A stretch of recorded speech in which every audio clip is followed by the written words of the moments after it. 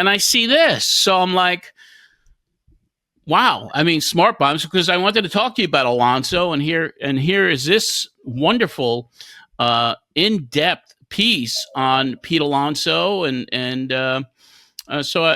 congratulations first and foremost on what a wonderful article about complete Pete, diving deep with this guy who's a little quirky and everything. But talk to us about this article and how it came about, and the scope of what you're talking about with Pete Alonso and the pitching coach Eric Chavez in this wonderful deep dive into Alonso.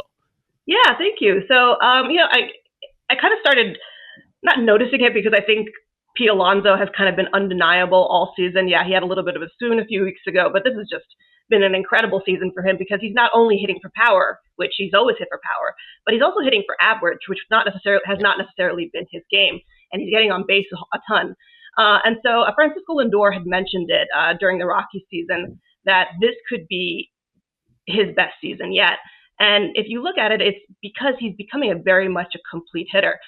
So I talked to Pete, and I talked to hitting coach Eric Chavez about some of the kind of the differences from last year to this year, because last year, as we all know, he was going into what would be his big free agency year, what should have been his big free agency year, and he struggled at times at the plate. He did not hit for average, really. I think he hit 240, which is kind of in the ballpark, but the production wasn't there. His home run numbers were down. His RBIs were down.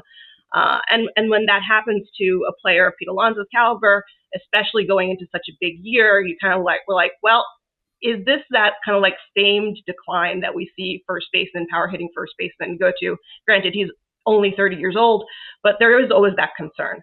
And then, the playoffs happen, and he smashed that Devin Williams changeup.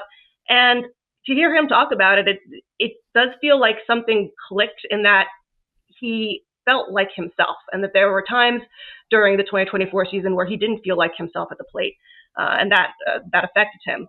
So he did some off-season work. Eric Chavez had mentioned that he had worked with somebody outside of the Mets to, kind of look at some of the issues in his swing, look at his approach at the plate.